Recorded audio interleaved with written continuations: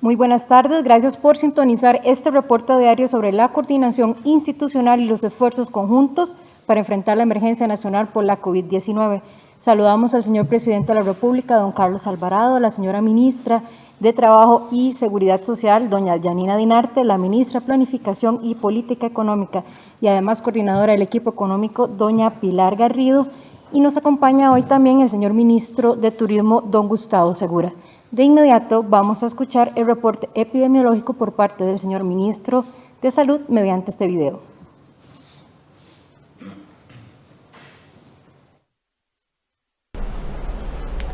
Buenas tardes. Al ser 6 de agosto, cumplimos exactamente 5 meses desde que iniciamos el reporte de casos de COVID-19 en nuestro país y coincide con que se suman 9 decesos entre ayer y hoy y se alcanza la cifra de 200 fallecimientos relacionados con COVID-19. Son 74 mujeres y 126 hombres. El rango de edad ha estado entre los 23 y los 99 años. Los más recientes 9 fallecimientos son 6 hombres y 3 mujeres, con un rango de edad que va desde los 58 a los 84 años. Son de San José, de Alajuela y de Cartago. El país registra 653 casos nuevos de COVID-19. Se alcanza un total de 21.070 casos confirmados, con el rango de edad desde los 0 hasta los 100 años. Se contabilizan casos positivos en 81 cantones. Por edad son 17.466 adultos, 1.331 personas mayores y 2.150 menores de edad, con 123 que se encuentran en investigación. Se registran 7.038 personas recuperadas y tenemos el rango de edad en este apartado de recuperados desde los 0 hasta los 96 años. Con respecto a las hospitalizaciones, tenemos 391 personas hospitalizadas, 103 están en una unidad de cuidados intensivos y estas personas tienen edades que van desde 24 hasta 91 años. Muchísimas gracias al señor Ministro de Salud. Escucharemos el mensaje del señor Presidente de la República, don Carlos Alvarado Quesada. Muy buenas tardes a todas y a todos, las personas que siguen la transmisión, los comunicadores y comunicadoras que están en el auditorio de Casa Presidencial, a las señoras ministras y al señor ministro. El país llega a 200 fallecimientos, los cuales lamentamos profundamente. Es una cifra que nos estremece y acompañamos el dolor de las 200 familias que han sufrido estas pérdidas. Tengo que decir que también me estremece y nos duele profundamente la cifra de desempleo hoy publicada, que en el contexto de la pandemia alcanzamos un 24% de desempleo. Es algo que, como digo, nos estremece, nos duele, nos llena de preocupación y que esta pandemia está afectando profundamente a los hogares costarricenses. Este fenómeno lo hemos visto también en otros países alrededor del mundo. La pandemia ha generado estragos en el mundo laboral y lo que nos corresponde a nosotros es redoblar esfuerzos para afrontar esta circunstancia, tanto para proteger la salud y la vida de las personas, como para procurar conservar y recobrar los empleos que a partir del COVID-19 ha perdido el país. me solidarizo tanto con las familias de las personas fallecidas como con las familias de las personas que en este contexto han perdido su empleo. La CEPAL y la OPS han mencionado que no podemos tener una activación plena económica mientras no tengamos un control de la pandemia. Y por eso hemos hecho todo el trabajo desde lo técnico para controlar la parte sanitaria, dichosamente hoy no teniendo una saturación en nuestros sistemas de salud para proteger a la población y en la medida de lo posible empujar todo lo que podamos la actividad económica. En este contexto anunciaremos una serie de medidas que impulsaremos, que ya estamos empujando para la defensa del empleo, para la promoción del trabajo en este contexto tan difícil. Pero lo primero deseo anunciar que le he pedido al gabinete del gobierno, tanto a ministros y ministras como presidentes ejecutivos, que me acompañen en la reducción del 15% de del equivalente a la remuneración recibida por su jornada laboral. Es decir, a partir del 31 de agosto de esa quincena, los ministros de gabinete y presidentes ejecutivos también, como yo lo he hecho desde antes, reducirán en ese equivalente al 15% su remuneración de la mano de la propuesta que hemos puesto en el Congreso de reducción de jornadas. Ciertamente esto no significa que los ministros o ministras reducirán sus jornadas, al contrario, pero el gabinete me acompañará en esta medida. El día de hoy también, y lo explicará la ministra coordinadora del sector económico, presentamos el proyecto para el fondo de avales con el cual el gobierno será garante y fiador de préstamos para las empresas afectadas. Ustedes saben que hemos puesto a disposición líneas de crédito, también el Banco Central ha generado una línea de crédito, no obstante, para minimizar los riesgos y que para que se puedan hacer efectivos estos préstamos y capital de trabajo a las empresas, presentamos este proyecto de avales para que sea el Estado, el gobierno, el fiador y que se permita tener acceso a las empresas. También iniciaremos el trámite del proyecto del BID, con el cual se tendrán aportes específicos para sectores como el turismo y en general para sectores laborales, temas que tanto la ministra de Trabajo como el ministro de Turismo podrán profundizar. Como ustedes saben, con la aprobación del presupuesto extraordinario permitirá que en estos días iniciemos el giro a 200,000 personas del bono Proteger, para proteger a más personas en este difícil contexto.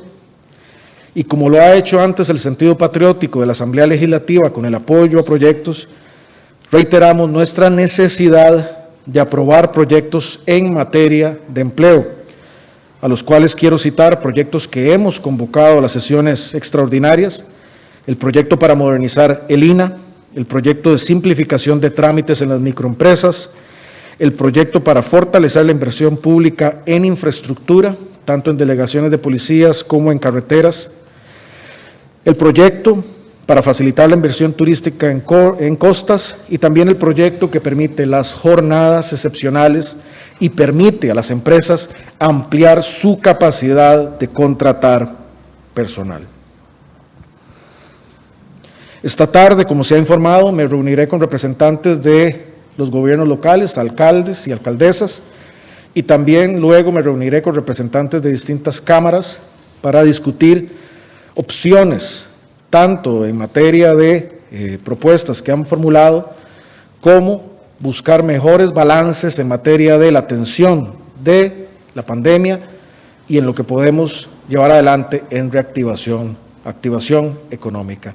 Siempre será el criterio de salud, como lo he dicho, el que privará en la acción del gobierno, pero también el gobierno y estos actores entraremos en una conversación para buscar las optimizaciones, porque solo será unidas y unidos que podemos sacar esta tarea adelante.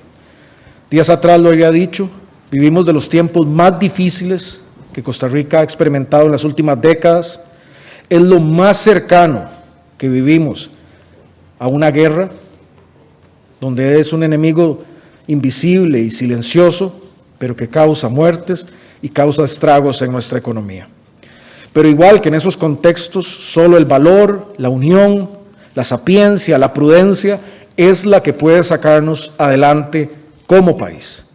No cabe en mí ninguna duda de que podremos salir adelante. Y bien, si comparamos los números de lo acaecido en otros países no tan lejanos y lo que Costa Rica ha logrado, tenemos motivo para sentirnos todas y todos orgullosos de los sacrificios que hemos hecho para protegernos. Pero debemos seguir en esa ruta unidas y unidos. Nuevamente, mi solidaridad a las familias de las 200 personas que a la fecha han fallecido. Hoy, casualmente, cumplimos 5 meses desde la identificación del primer caso, pero también la solidaridad a todas aquellas familias que hoy se han visto afectadas en su empleo, en el ingreso de su familia, de su hogar, y sepan que estamos trabajando con todos los sectores del gobierno para sacar adelante al país y a sus hogares. Muchas gracias y estaré disponible para sus consultas. Gracias, señor presidente. Y con este desglose de medidas vamos a escuchar a doña Pilar Garrido, ministra de Planificación y Política Económica, y además la coordinadora del equipo económico del Gobierno de la República. Buenas tardes, señor presidente, y buenas tardes, colegas ministros, y a ustedes en su casa, y a quienes nos acompañan el día de hoy en el auditorio.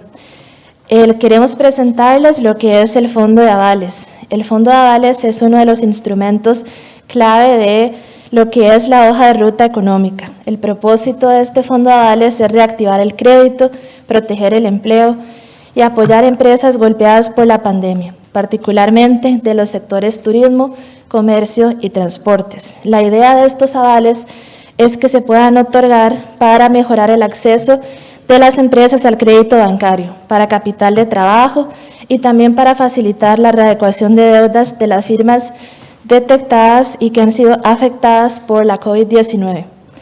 Los avales son instrumentos financieros que mitigan el riesgo de crédito percibido por los intermediarios financieros en las operaciones de sus préstamos, facilitando el acceso al crédito a los hogares y a las empresas y conduciendo a mejores condiciones de tasa de interés y plazo en sus operaciones. El Fondo de Avales entrará en operación con alrededor de $300 millones. Estos $300 millones provienen de un crédito otorgado por el BCE al Gobierno de Costa Rica la semana anterior.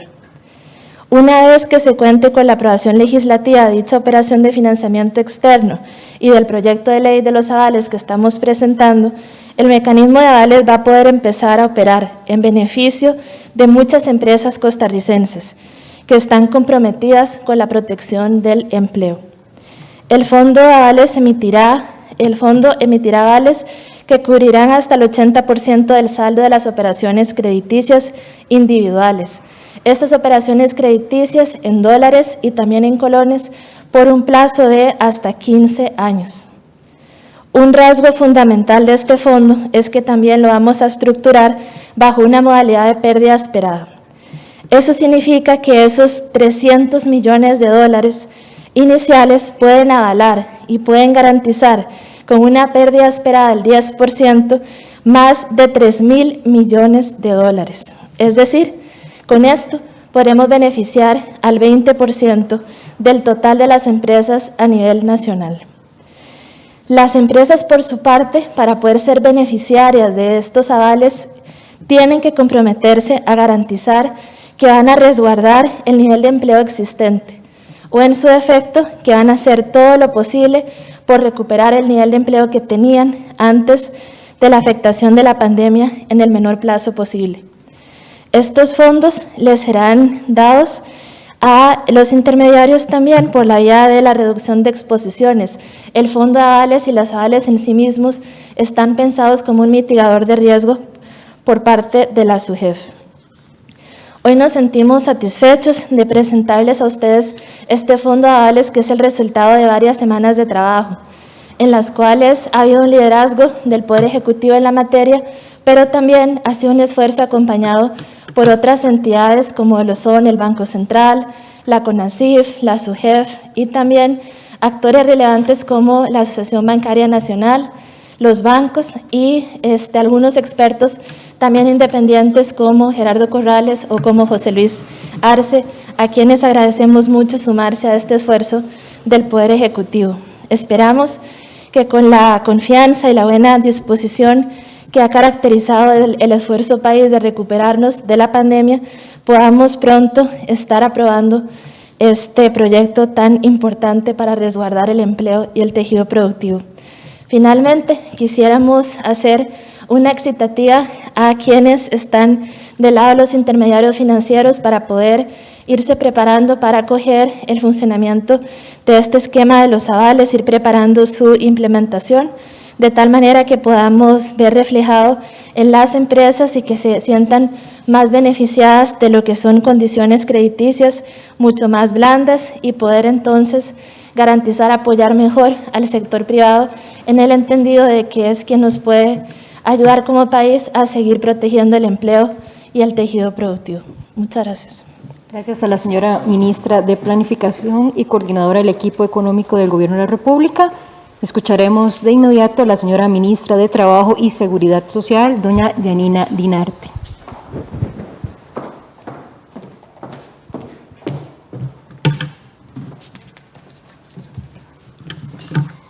Muy buenas tardes a todos y todas, señor presidente, queridos colegas.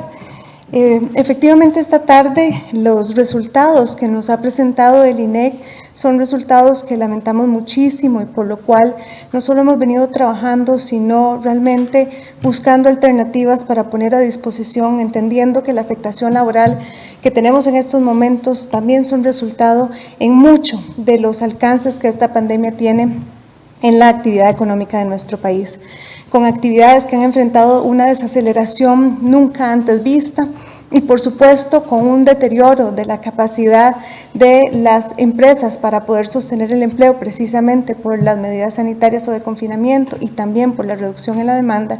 Se hace necesario buscar opciones que nos ayuden a recuperar el empleo con la mayor capacidad posible.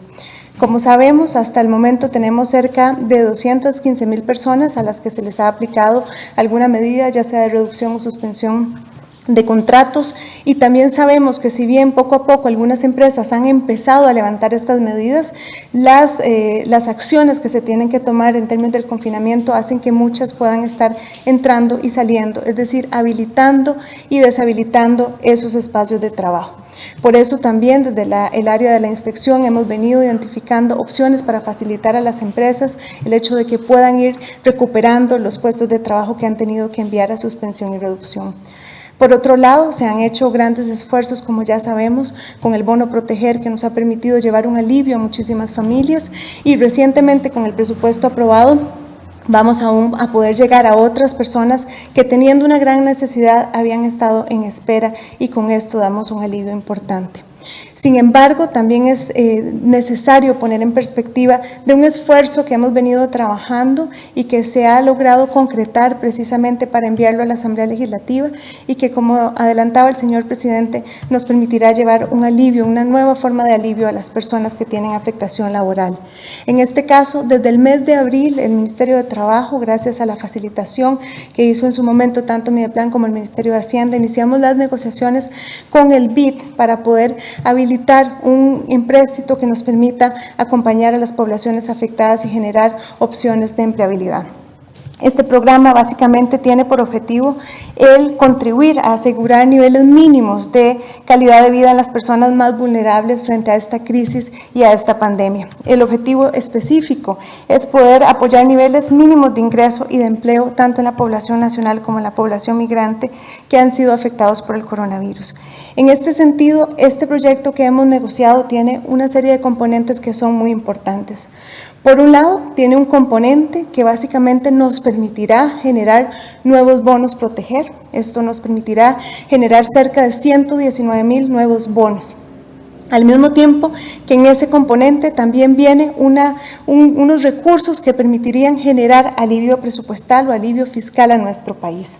También tenemos un componente donde venimos a fortalecer con cerca de 10 millones de dólares la reinserción laboral. Estos recursos nos permitirían desde el programa Empléate poder poner a disposición de las personas recursos para poder acompañarlos en su cierre de brechas y acercarlos a opciones de empleabilidad, además con los mecanismos que estamos utilizando de intermediación laboral. Entonces estaríamos dirigiendo cerca de 10 millones de dólares al programa Empléate. Y adicionalmente también están los recursos de los cuales se referirá mi colega ministro de Turismo con respecto al sector turístico, que básicamente contempla un presupuesto de 15 millones de dólares que irían dirigidos a generar lo que llamamos subsidios salariales para las empresas. Este crédito de cerca de 245 millones de dólares es un crédito fundamental frente a estos indicadores que nos encontramos el día de hoy. No solo porque sabemos las dimensiones del efecto que esto está teniendo en el mercado de trabajo, sino porque sabemos que esto más que números son personas y son familias que requieren de nuestro apoyo. Así que una vez más, con este esfuerzo que se ha desarrollado y que además es importante agradecer al BID por el compromiso y la velocidad con la que nos ayudaron a concretar este empréstimo, sería trasladado a la Asamblea Legislativa para que pueda ser conocido y discutido por los señores y señoras diputadas. Así que nuevamente les solicitamos que nos puedan ayudar a buscar una aprobación con la mayor celeridad posible, porque sabemos que esto va a aliviar la vida de las personas que tienen afectación, nos ayudará a acercar a las personas al mercado de trabajo y, por supuesto, nos ayudará a darle un poco de oxígeno a las empresas del sector turístico. Con los indicadores que tenemos, la afectación que tenemos en la población, especialmente en las mujeres, claramente tenemos mucho que hacer y, como lo decía el presidente, tenemos que seguir trabajando en conjunto y de nuestra parte, desde el Ministerio de Trabajo, seguiremos haciendo todos los esfuerzos para seguir poniendo a disposición iniciativas que vayan en beneficio de la población afectada y que nos permitan ir aliviando y transformando, por supuesto, la situación que enfrentamos en términos del mercado de trabajo. Muchas gracias, muy buenas tardes. Gracias a la señora ministra de Trabajo y Seguridad Social. Escucharemos el mensaje del señor ministro de Turismo, don Gustavo Segura, quien nos va a detallar cómo estas medidas anunciadas inciden en nuestras pymes turísticas.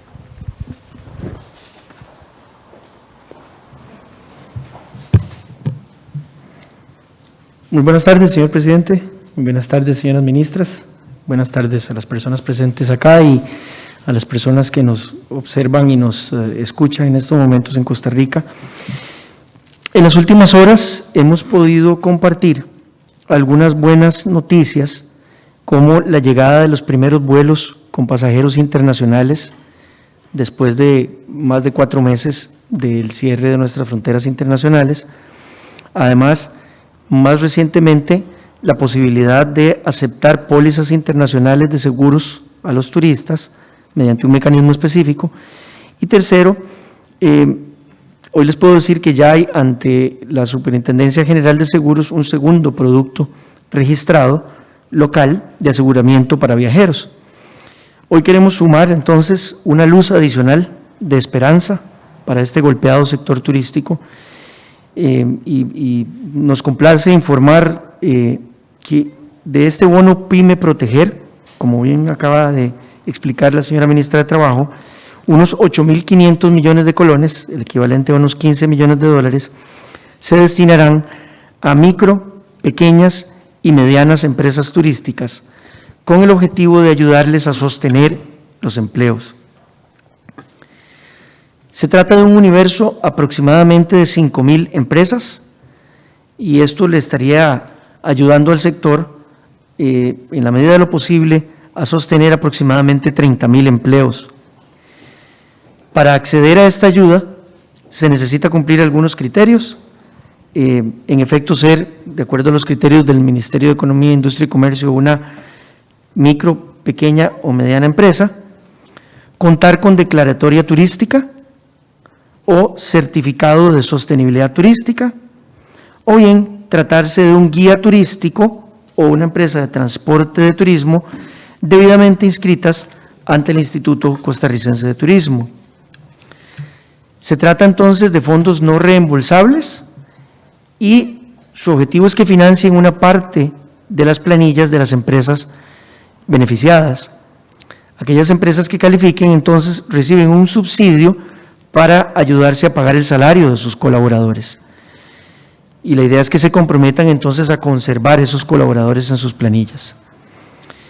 Para ser un poquito más descriptivo, el Instituto Costarricense de Turismo tiene un registro que reconoce tanto a personas físicas como personas jurídicas como debidamente registradas en la actividad turística. Y hay básicamente 4 grandes categorías. Las empresas que reciben declaratoria turística son empresas que voluntariamente lo solicitan y deben cumplir una serie de requisitos técnicos muy específicos en el reglamento de las empresas y actividades turísticas. Otra alternativa es estar bajo la declaratoria del Certificado para la Sostenibilidad Turística, CST, mediante el cual se reconoce el grado en que la operación de las empresas turísticas responden a un modelo de sostenibilidad. Otra posibilidad es para las y los guías de turismo tener la credencial de guías de turismo que cumplen la normativa vigente y finalmente la certificación como empresas de transporte turístico. Sin duda este es un paso adelante en el alivio financiero. Vamos a seguir luchando por medidas incrementales y oportunidades adicionales de apoyo y de alivio financiero para, reitero, estas empresas que forman parte de un tejido muy denso que está presente a lo largo y ancho de todo Costa Rica y que a su vez encadenan y reactivan otros sectores de la economía. Muy buenas tardes y muchas gracias. Muchísimas gracias al señor ministro de Turismo por detallar estas medidas para nuestras pymes turísticas. Vamos a iniciar el periodo de preguntas con los medios de comunicación y periodistas presentes aquí en el auditorio de la Casa Presidencial. El primero en realizar su pregunta es don Edgar Fonseca de puroperiodismo.com. Muy buenas tardes, don Edgar, lo escuchamos. Buenas tardes, señor presidente, buenas tardes, señoras ministras y don Gustavo. Señor presidente, con las cifras que se están anunciando hoy de esta duplicación del desempleo al 24%, el máximo nivel en los últimos 10 años, y ante el anuncio que hace usted de esta sesión con el sector productivo esta tarde, ¿cuál es la posición con la que va usted a este encuentro con un sector que quizá ha sido el más golpeado, evidentemente con más de 200.000 desempleos generados o provocados hasta el momento por esta emergencia? ¿Cuán dispuesto estaría usted a asumir algunas de las propuestas más audaces que se están planteando desde el sector productivo, más agresivas de cara a esta emergencia y que se le han estado reclamando a usted como que no se han visto con la atención debida, con la premura debida en medio de la emergencia, como que se les está marginando esas propuestas desde ese sector productivo en ese encuentro que usted dice que va a tener con diferentes representantes de cámaras esta tarde? Y una segunda consulta, señor presidente. Han trascendido cuestionamientos a gastos en adjudicaciones de la Caja Costarricense de Seguro Social con millones de dólares en millones de mascarillas que ni siquiera han llegado al país. ¿Cuál es su posición frente a las denuncias que se están revelando, frente a las ramificaciones que se están mostrando de supuestas presiones de proveedores para verse favorecidos eventualmente con adjudicaciones en menos de una semana, como hemos conocido este jueves, en medio de esta pandemia y con una institución tan afectada también por esta emergencia? Segunda consulta para la señora ministra de Planificación. Hay un clamor en estas últimas horas del sector productivo, del sector comercial, para que al menos se flexibilice esa orden de cierre tan rígida que existe para partir en 2 mitades de agosto, para que por lo menos se le permita al sector comercial una oxigenación unos días más antes del Día de la Madre. ¿Cuán dispuestos están ustedes a escuchar, a atender y a asumir esa posibilidad de darle esa respuesta al sector productivo, particularmente metropolitano, tan afectado por estos efectos de la pandemia. Gracias. Y mi tercera consulta para el señor ministro de Turismo. Don Gustavo, operadoras turísticas han estado cuestionando fuertemente la póliza que se impuso, incluso solo para ser asumida por el INS para viajar al país, incluso con reportes de cancelaciones de reservaciones hacia el país. ¿Cuál es la posición al respecto de cara a este cuestionamiento que se está planteando? Gracias, don Edgar. Escuchamos las respuestas por parte del señor presidente de la República, don Carlos Alvarado. Muchas gracias, don Edgar, un gusto saludarlo. Sobre el tema en la Caja Costarricense de Seguro Social y el planteamiento específico de las mascarillas, creo que no debe quedar piedra sobre piedra, debe investigarse todo y debe haber absoluta transparencia sobre esa compra, contratación, y eso es lo que corresponde. El día de ayer, don Román Macaya me dio un reporte oral de lo que había indagado hasta ese momento, y está, creo que tanto con la Junta Directiva como él, a la espera de el trabajo que está haciendo la auditoría interna en esta materia, pero debe ser investigado exhaustivamente y no debe quedar ninguna duda sobre ese tema, debe llegarse hasta la última consecuencia.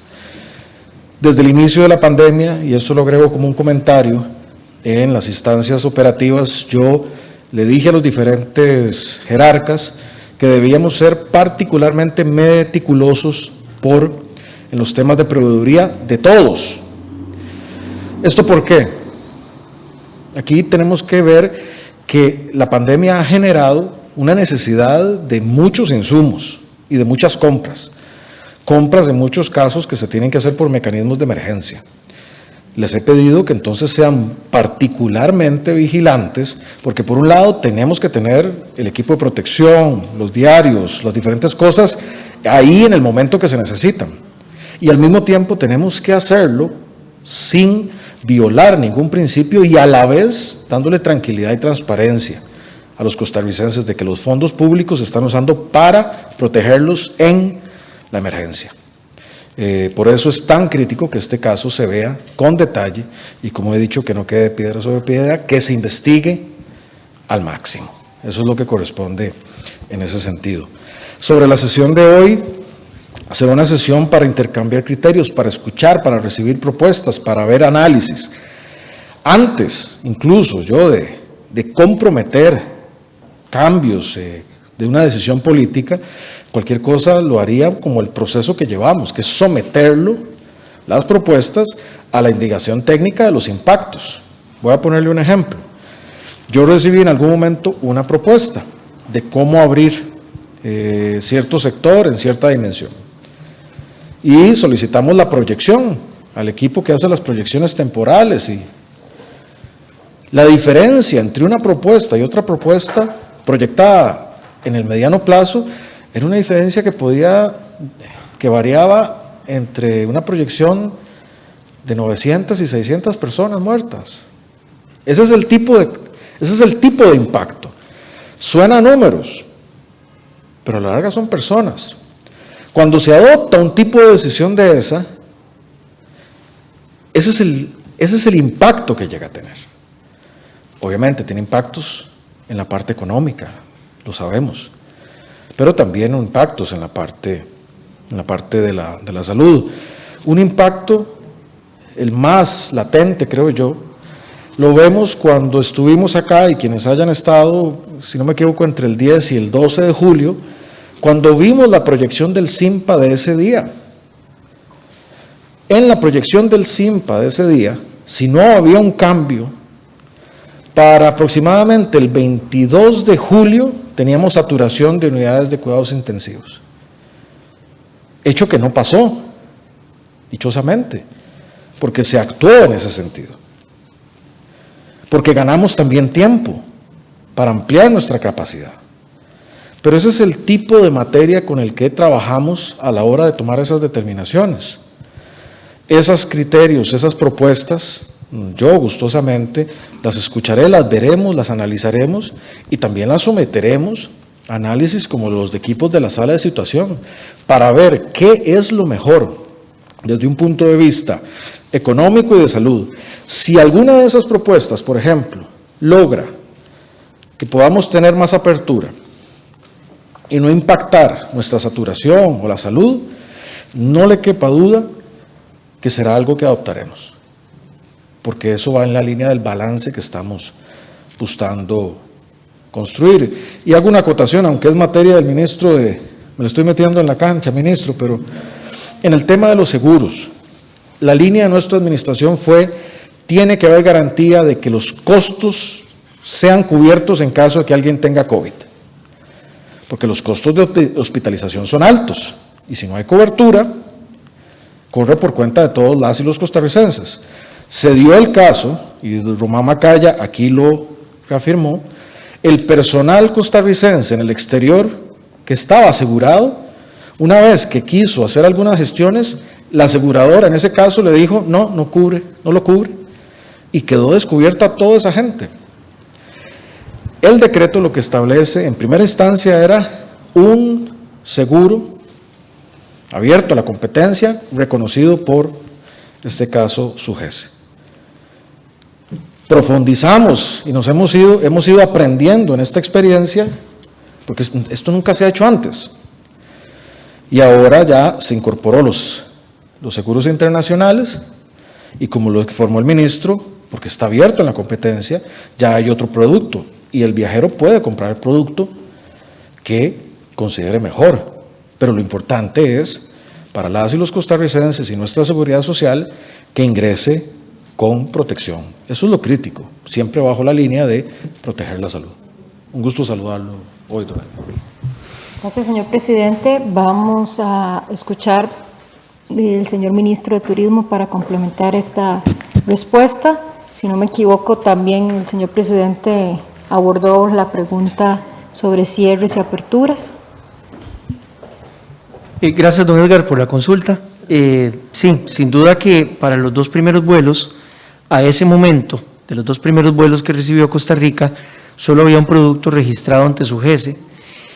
Pero bueno, la buena noticia es que a partir de ahora hay más alternativas, posiblemente vengan más en cuanto a los seguros registrados ante SUGESE, y la dinámica de competencia tiende a reducir las primas. La otra cosa importantísima es que en un esfuerzo conjunto con el Ministerio de Economía, Industria y Comercio, muy rápido nos hemos dado la tarea de estudiar cómo ha evolucionado la industria de los seguros en el mundo. La pandemia es una situación global que ha hecho cambiar muchas industrias, y es muy reciente el hecho de que muchos seguros sólidos internacionales ahora sí cubren enfermedad pandémica. El mensaje a los operadores turísticos que sufrieron estas cancelaciones es que entre todos tratemos de recuperar esos turistas, ¿verdad? Que comuniquemos muy pronto entre todos al mundo todas las alternativas que hay al día de hoy, ahora sí, de aseguramiento para recuperar esos turistas que posiblemente todavía tienen tiempo de rehacer esas reservaciones para venir a Costa Rica, que, como he dicho en otras oportunidades, somos un destino que por nuestras características es idóneo para que vengan aquellos turistas que están dispuestos a viajar fuera de sus fronteras. Gracias. Gracias al señor ministro. Ministra, ¿usted quería aportar algo a la pregunta de don Edgar, que sé que la abordó en su mayoría el señor presidente, pero para complementar? Creo que el presidente respondió adecuadamente a su consulta. No obstante, quería hacer un comercial y decirles que el día de mañana, en relación con el fondo de avales, vamos a estar teniendo un Facebook Live con don Alberto Dent de la CONACYF y conmigo, para poder responder también a todas las preguntas de quienes quieran participar en el mismo. Y también quisiera agradecer a la Universidad de Costa Rica y al INCAE, que son parte de los esfuerzos conjuntos que hacemos de análisis técnico en la sala de situación, sobre los cuales se sustentan con base técnica decisiones en materia de salud y economía. Continuamos con la consulta de Tomás Gómez del medio digital El Observador. De seguido del Observador, Noticias Repetel. Gracias, buenas tardes. Don Carlos, quería consultarle primero a usted directamente si hay alguna posibilidad con el escenario, y si podemos ser muy concisos, de revertir el martillazo que viene para la próxima semana con este escenario que tenemos, y después qué respuesta hay para los sectores que siguen insistiendo en que se les permita operar con los respectivos protocolos. Ya hay miles de empleos destruidos en comercio, en restaurantes, pero ellos han presentado sus opciones para poder operar por lo menos en condiciones mínimas para la próxima semana. ¿Qué han hecho ellos mal para no haberse ganado el derecho a trabajar o el derecho a operar, como habían dicho ustedes en el gabinete? Y le pregunto nada más, adicionalmente, usted ha mencionado que tenía un diálogo abierto, pero ¿por qué el diálogo hasta hoy? ¿Por qué tuvieron que esperarse a que se amenazaran los aguinaldos, a que los alcaldes marcaran la cancha para ahora recibirlos hoy y hacer este despliegue del diálogo que van a tener? Y adicionalmente, usted ya le baja el salario o anuncia la rebaja de salario para los ministros. Para el resto de empleados públicos, ¿cuándo se va a presentar un proyecto que sí permita, que garantice el apoyo y el aporte real de ellos? Esto porque los proyectos que se han presentado se han ido cayendo a partir de señalamientos. ¿Cuándo hay un proyecto serio y verdaderamente potable para que se empiece a opinar, a aportar? Porque llevamos por el 5º mes de pandemia y todo el mundo sigue recibiendo el salario por igual en el sector público, mientras que el sector privado sí tiene los respectivos impactos.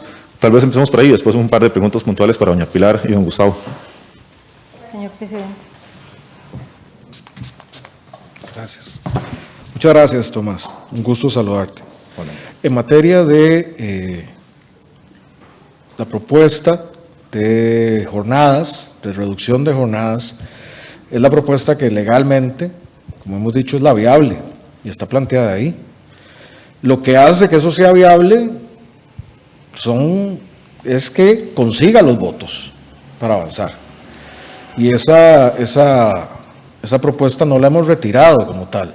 Estamos en el proceso, como lo dije en una de las sesiones anteriores, de convencer a las fracciones para que tenga un impulso mayoritario, pero no hemos renunciado a ello. Hay otras propuestas, por ejemplo, que tienen que ver con los temas de renta para los salarios más altos, y nosotros no nos hemos manifestado en contra de eso, y eso está allí. Al contrario, nosotros hemos empujado la nuestra en relación de reducción de jornadas y no renunciamos a que eso ocurra, pero ciertamente necesita una mayoría legislativa. Yo quisiera que sea el llamado moral, y por eso queremos también predicar con el ejemplo, el que nos permita avanzar en esa dirección. Y no quisiera para nada que fuera la realidad prolongada de una crisis la que nos llegue a decir no podemos pagar, simplemente así. Ustedes recordarán, en el año 2018 nosotros como administración retrasamos el pago del aguinaldo, por ejemplo, por la situación que se vivió en aquel momento.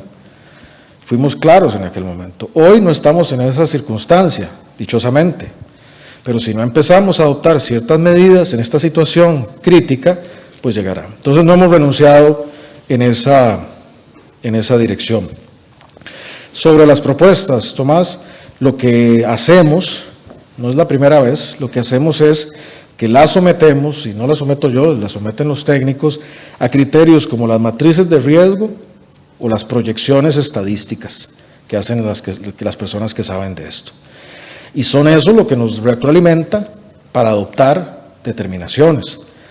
Mal haría yo que simplemente tome una propuesta y diga, bueno, esta sí y esta no. Eso lo canalizamos y lo llevamos a ese espacio. Esta es la vez que será una conversación conmigo, pero el diálogo ha sido permanente. Los sectores se han reunido, los alcaldes casi que permanentemente, semanalmente, con don Alexander de la Comisión de Emergencias y con doña Marcela Guerrero, la presidenta del IFAM. Doña Pilar, doña Victoria, doña de Alá, don André, casi que también permanentemente con el sector productivo, don Randall Otárrola, con distintos sectores que han planteado. El mismo Daniel ha atendido mucho de ellos. En fin, los diferentes miembros del gabinete han tenido un constante diálogo con los sectores y han recibido. Ahora hay que entender, uno puede tener, vamos a poner un ejemplo muy radical, uno puede tener un protocolo para un concierto masivo. En este momento no es viable tener conciertos masivos.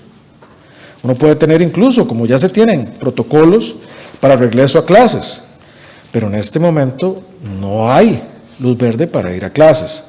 Entonces, Depende mucho del tipo de actividad. Yo no diría que hayan hecho algo mal esos sectores. No, jamás. Pero, es más, perdón, yo comparto el dolor que tienen en cuanto a no tener esa posibilidad aún, pero tiene que ver con el factor epidemiológico. Ahora, no hemos descartado, y Daniel lo dijo acá, nada de eso está escrito en piedra, porque también hay mucho de esto que es proceso de aprendizaje. No hemos descartado encontrar las condiciones y el momento para poder reanudar algunas de esas actividades. Yo soy el primero deseoso en que eso pueda pasar.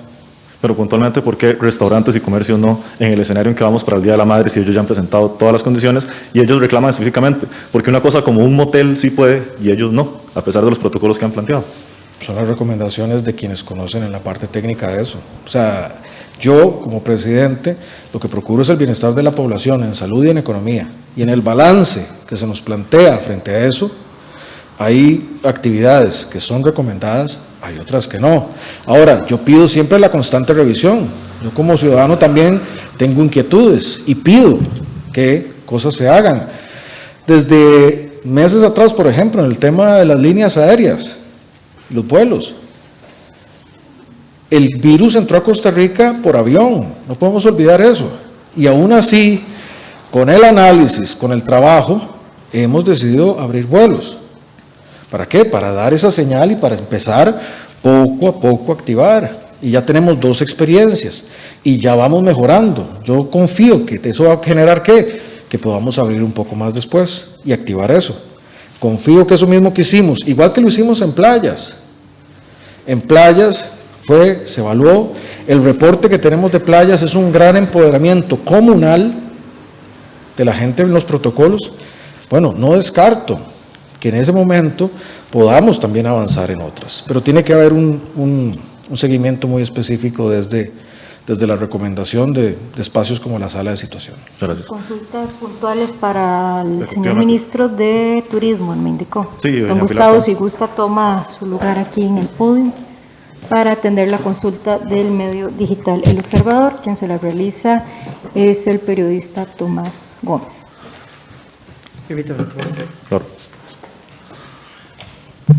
Buenas tardes, don Tomás. Buenas tardes, don Gustavo. Respecto a los fondos que se anuncian hoy, quería preguntarle primero por el de 8.500 millones, ¿de qué forma está hecho el cálculo y a qué periodo lo planifican ustedes para que efectivamente se pueda impactar a 30.000 trabajadores? Porque el monto parece ser un poco pequeño para que sea sostenible. Y luego, sobre la parte de los avales para las empresas, en algún momento el ICT había mencionado una oportunidad de avales específicos para el sector turismo. Entonces queremos saber qué pasó con ese proyecto o si ya ustedes lo metieron como un porcentaje directo en los fondos que anuncia hoy doña Pilar. Correcto, muchas gracias, don Tomás. Empiezo por la segunda pregunta. Sí, en efecto, dado que hubo una negociación de un monto mucho más grande, la oportunidad y el criterio más idóneo es que el sector turismo participe del Fondo Grande de Avales que ha anunciado el día de hoy doña Pilar, y estimamos que va a ser aproximadamente un 20% de ese fondo de avales para las empresas turísticas. Concuerdo con usted, el monto en estos momentos del bono proteger es un monto que uno quisiera que fuera mucho más grande, ¿verdad? Por eso mencioné antes que vamos a seguir en este proceso de búsqueda de oportunidades para apoyo incremental. A partir de este momento vamos a trabajar con el propio sector privado para determinar el plazo idóneo. Nosotros creemos que puede ser por unos 3 meses para poder impactar esa cantidad de empleos de las que hablamos el día de hoy. Gracias. Gracias, don Tomás. Continuamos con las consultas por parte de Óscar Ulloa de Noticias Repetel. Y para finalizar las consultas presenciales, escucharemos también la pregunta de Mundo Escazú, medio regional, por parte de Manuel Flores. Óscar. Buenas tardes, señor presidente y jerarcas. Presidente, quisiera saber por qué 15%, la reducción suya, y también que usted le pida a su gabinete, ¿cómo llegan a ese dato? Porque hay gente que se puede preguntar, bueno, en el sector privado 50 y ellos solo 15, y también por qué no hace un llamado a altos jerarcas como magistrados, diputados, que también académicos con altos salarios, algunos en universidades, por ejemplo, que siguen recibiendo, hasta en los bancos, salarios bastante altos. La segunda consulta, quisiera saber, presidente, si usted considera que don Román Macaya ha sido meticuloso, como usted le ha pedido a los jerarcas, con el tema de las compras públicas, en este caso las mascarillas. Y finalmente, ¿qué le recomienda usted, presidente? Quisiera que se lo dijera a la gente, a esas 551,000 personas que hoy no tienen trabajo, porque sí, viene más plata para bonos, pero no son 100,000 del millón de personas que han pedido el bono. Hay cierres y no se puede ir a trabajar, y hay gente que ya difícilmente aguanta el mensaje de quédate en casa porque ya pasaron 5 meses y ellos no tienen evidentemente ingresos ni salarios intactos, ni la facilidad de quedarse en casa como tienen empleados del Estado. Son esas 3. Gracias. Gracias, Óscar Ulloa, Noticiero Pretel, señor presidente. Comenzando por don Román. A ver, yo tengo en el más alta estima el trabajo que ha hecho el equipo sanitario en esta emergencia. Y como lo he hecho antes, lo he agradecido, como lo hago con todo mi equipo. Esto no... A ver, a veces la gente me pregunta a mí que si sabía que iba a ser difícil. Sí sabía que iba a ser difícil, pero yo estaba mentalizado para cosas como la reforma fiscal, y ha sido difícil, pero este es otro nivel de difícil. Pero igual uno encuentra la fortaleza para afrontarlo porque hay que hacerlo. Y en el equipo de salud, que los he visto trabajar jornadas largas, los he visto, han dado esa respuesta. Y en cuenta don Román. También, habiendo fungido, no solo como presidente, sino como ministro y presidente ejecutivo, sé que los procesos institucionales de una institución, en el caso de la Caja, que maneja un presupuesto como tal y que tiene 55,000 funcionarios, literalmente, pues por su escritorio no puede pasar todo. ¿Qué es lo que corresponde ahora en la responsabilidad de don Román? Pues casualmente eso, analizar absolutamente todo lo que pasó para poder darle tranquilidad al gobierno y a la ciudadanía. Esa es su gran responsabilidad ahora. Uno entiende también como jerarca, y yo lo veo, yo en los temas de contratación, por ejemplo, típico de casa presidencial, pues yo no tengo una injerencia ahí. Pero es una responsabilidad de uno estar detrás de que todo, si se encuentra algún defecto, se corrija rápidamente y si de ser el caso de sentar responsabilidades, hacerlo sin dilución. Y esa es la tarea ahora que tiene don Román, además de todas las que ha venido llevando adelante. En materia de por qué el 15%, ustedes recordarán que cuando yo hice mi primera reducción la hice al 10%, ya desde mayo que yo preveía que íbamos a un escenario muy difícil, como lo estamos constatando, y consideré que era oportuno hacer eso en una primera instancia.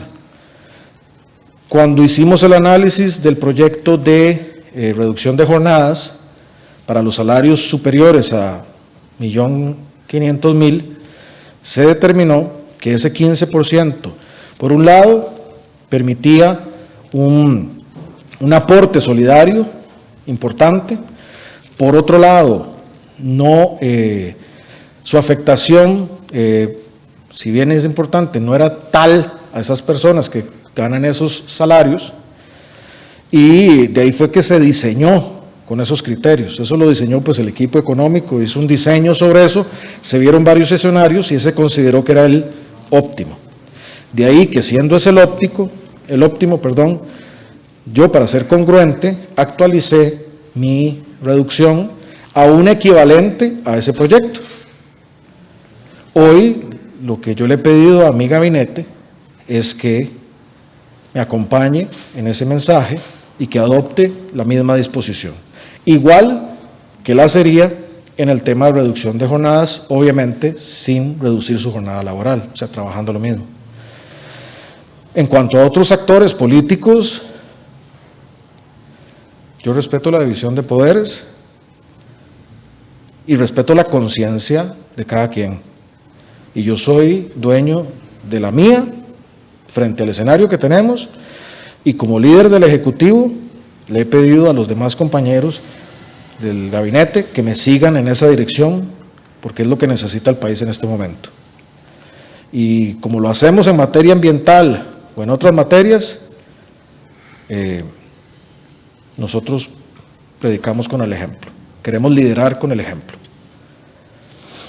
En la última era en materia, perdón. Sí, ¿qué le recomienda usted o qué pueden hacer esas 551,000 personas sin trabajo? Porque los bonos no van a alcanzar para todos, esta crisis faltará muchos meses, presidente, y la gente está un poco ya fatigada del mensaje de quédate en casa y evidentemente no pueden. Oscar, esa es probablemente una de las preguntas más duras que yo puedo recibir en este contexto, es cómo llegarle de manera sincera a una familia que ha perdido su ingreso en este contexto, y es muy difícil. Yo lo que puedo ofrecer es trabajar duro, muy duro, buscar soluciones, serles franco, hablarles con la verdad. Yo lo que les pediría es sigamos luchando juntos, sigamos luchando juntos. Eso es lo que podemos hacer, seguir luchando, esa es la vida, seguir luchando.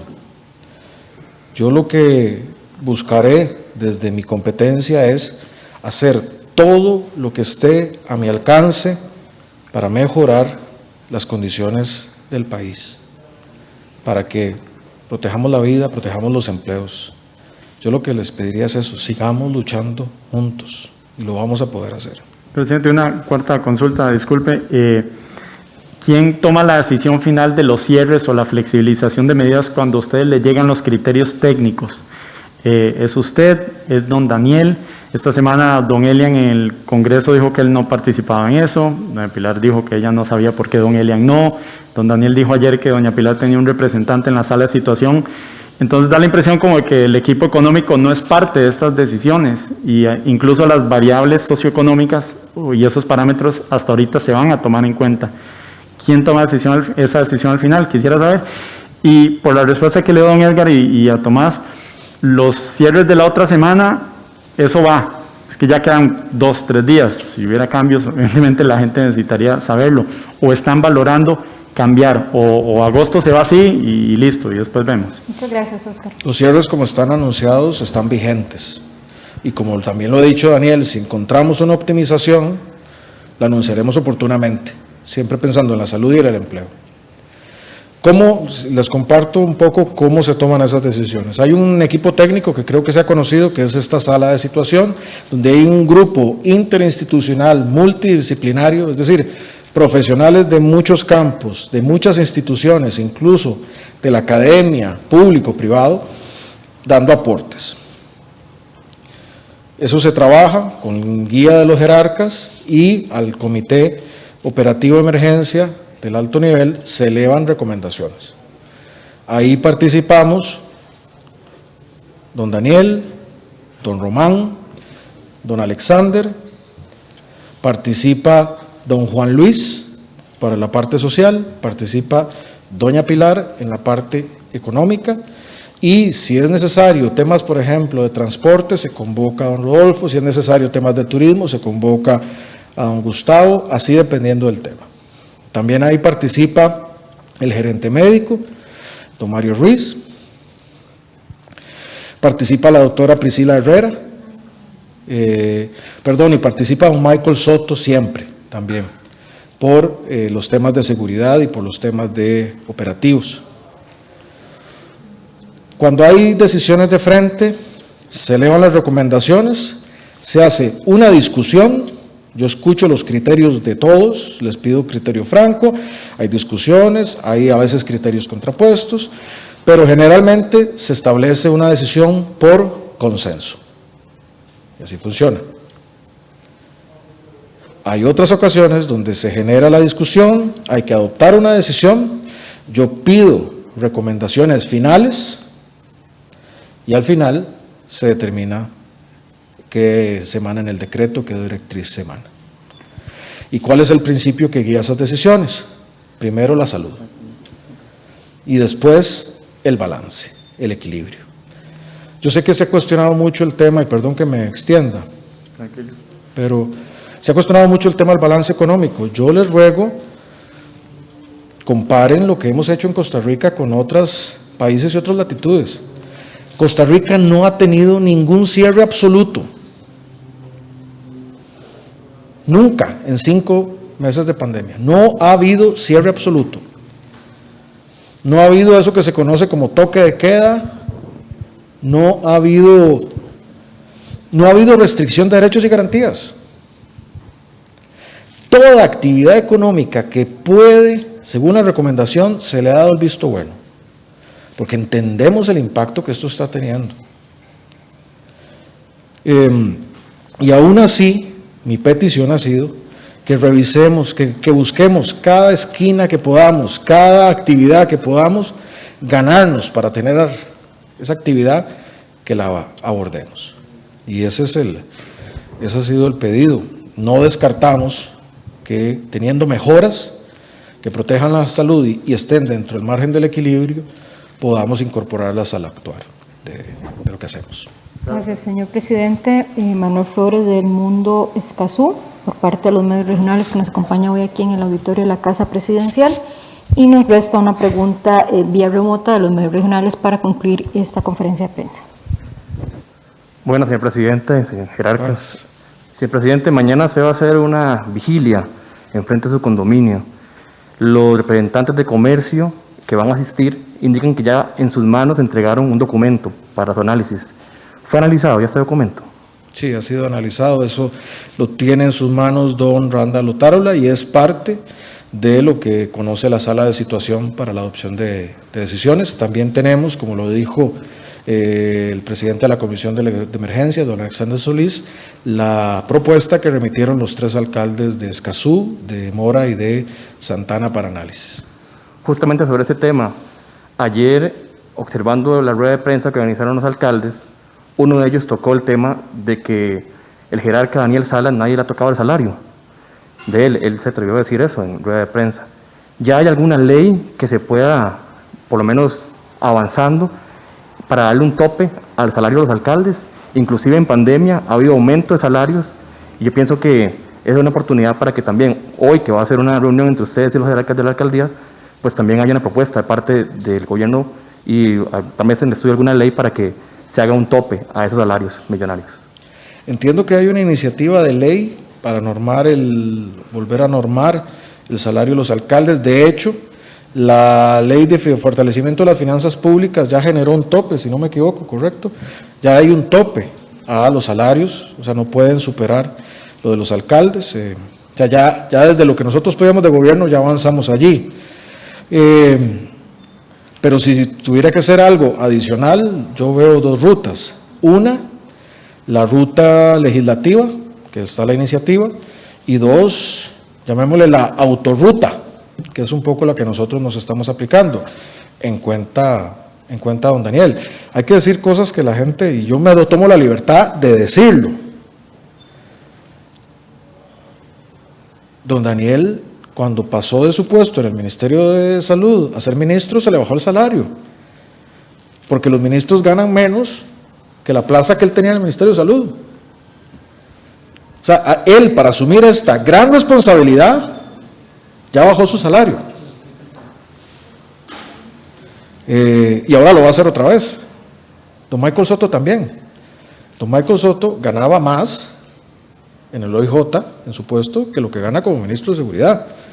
Perdón que me disculpo con mis jerarcas que cuento estas cosas, pero tampoco es nada. Todos, casi. Pero cuento esos casos. Pero asumieron esta responsabilidad, jornadas larguísimas. Y además ahora yo les pido este sacrificio y lo están asumiendo. Sí, la última, señor presidente, ¿para cuándo se tiene proyectado dentro del análisis de aperturas, la apertura de fronteras para América Latina o para América? Para América. Para América. Sí. Es parte también de los... ¿Qué es lo que analiza la sala de situación y tiene que ver con muchos datos? Ahí lo que hace es contrasta la evolución epidemiológica en los diferentes destinos para ver cuál es el estatus, por decir así. En este momento y de manera permanente se está analizando lugares en toda América, Estados Unidos, Centroamérica, Suramérica, eso está en constante análisis, pero depende del análisis más epidemiológico y bueno, ciertamente también hay una consideración económica, hay destinos que son más frecuentes a Costa Rica, pero eso está en permanente análisis. Como dijo Daniel, no son decisiones escritas en piedra. Para finalizar, presidente, mañana entonces en Santana los vecinos serán bien tratados, ya hay un protocolo para ellos, ya está conversado con Fuerza Pública. La vez anterior que se manifestaron en Ruta 27, usted comentó que no había informes, que el ministro de Seguridad no estaba informado, inclusive no ha brindado nada sobre esto. ¿Qué decir a los vecinos que van a hacer 24 horas de vigilia en Santana? Pues no, yo creo que eso se maneja bajo un protocolo, lo que se hace es permitir el libre tránsito y la gente tiene el derecho de manifestarse siempre obviamente que haya una libertad de tránsito. Esa es la disposición. La disposición también es siempre la de dialogar y en la medida que se haga pacíficamente y respetando a todas las personas, pues no debería, espero yo, acaecer nada. Y también pues saber que así como los distintos ciudadanos, mi trabajo es buscar dar solución y en eso es en lo que estoy. Muchas gracias. Gracias, señor presidente. La última consulta para doña Yanina Dinarte por parte de Ruth Torres de Mujeres Emprendedoras. ¿Qué medidas se han tomado para evitar cometer los mismos errores que se dieron con el bono Protecere y cuál fueron otorgados en algún momento a personas privadas de libertad o otras muchas personas que no lo necesitaban? ¿Cuáles son esas medidas de seguridad que brindan a la ciudadanía?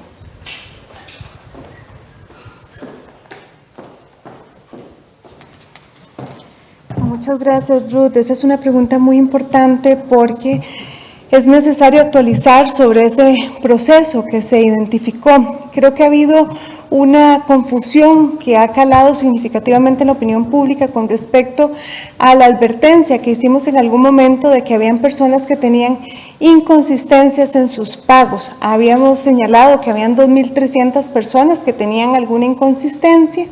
Eso permitió contactar a las personas y habilitarle a las personas un mecanismo para que pudiesen informar si esa inconsistencia que habíamos identificado era correcta o no.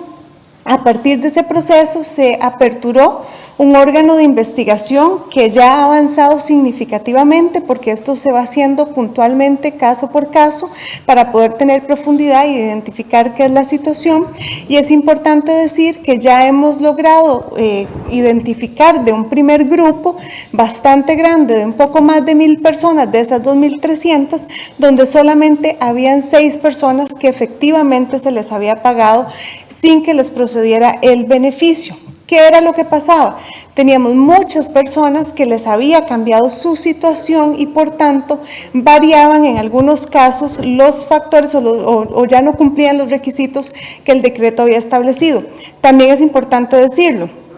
Podíamos tener personas a las que se les había pagado de forma correcta el primer bono, pero que no les procedía el segundo. Y por eso se había emitido de forma inmediata una medida cautelar para no continuar haciendo los siguientes depósitos. Ya muchas de esas personas que tenían una medida cautelar, efectivamente se les ha liberado porque sí les correspondían los siguientes pagos a partir de la información adicional que nos pudieron facilitar. Y ya vamos avanzando en la conclusión de este estudio de los un poco menos de los 1.200 casos adicionales, donde también pues tenemos resultados bastante importantes que nos reflejan que los errores fueron mucho menores de lo que se había señalado en las inconsistencias. ¿Cómo garantizamos esto para las nuevas colocaciones? Bueno, se garantiza básicamente conforme la verificación y la validación de la información que tenemos.